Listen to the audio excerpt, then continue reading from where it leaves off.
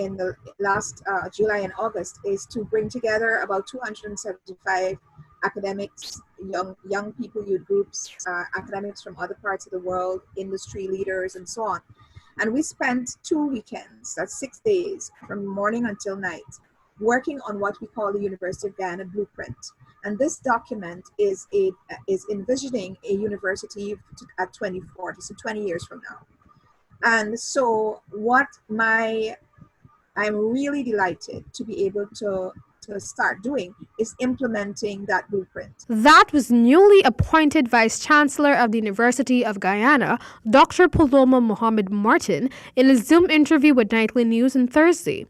Professor Mohammed-Martin explained that a carefully drafted 2040 blueprint will dictate the transformative growth of the country's premier tertiary institution, which she now spearheads. The Vice-Chancellor explained that under her tenure, in the next 300 days, the institution will see more infrastructural developments to accommodate the university's 8,000-plus student population, the strengthening of the financial systems, the training of more staff, the improvement of security, the revamp of Turkine's campus sewage system, and the enhancement of UG students' support system. So the university needs about $11.4 billion Guyana dollars a year, and we get about 5. So we get about 40-something percent of what we really need.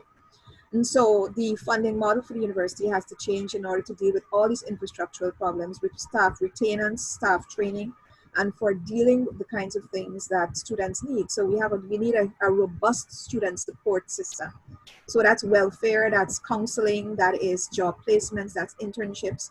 And that is many more bodies to deal with things like registration, counseling, to deal with academic and career guidance and assistance, linking them with international internships and so on. We do that, but it's not systematic. However, the blueprint is yet to be released. According to the Vice-Chancellor, her new title will mean a lot more work for her, but it also grants her the authority and opportunity to work with a clean mandate to continue efforts geared towards raising the standards and quality of education at the University of Guyana. She pledged to continue doing the work she has begun at the place she loves and has devoted her life towards. In the 57-year history of the University of Guyana, no woman has held the title of Vice-Chancellor until now.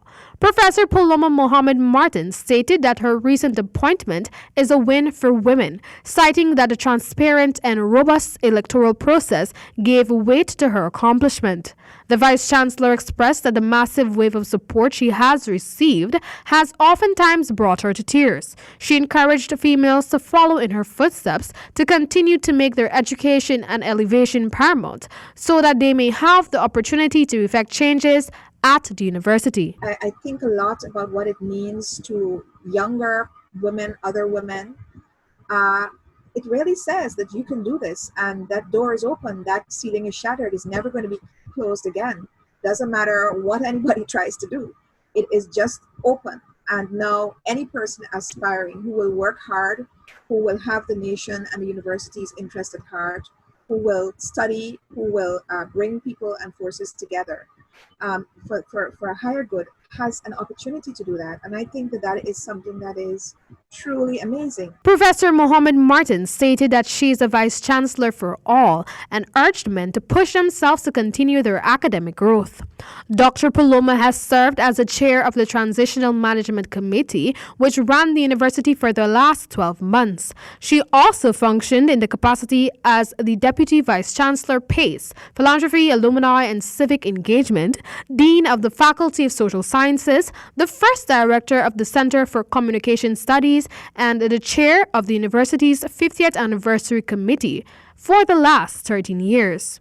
Professor Mohammed-Martin succeeds Professor Amel Griffith, whose contract ended on June 14, 2019. For the HGP Nightly News, Amel Griffith.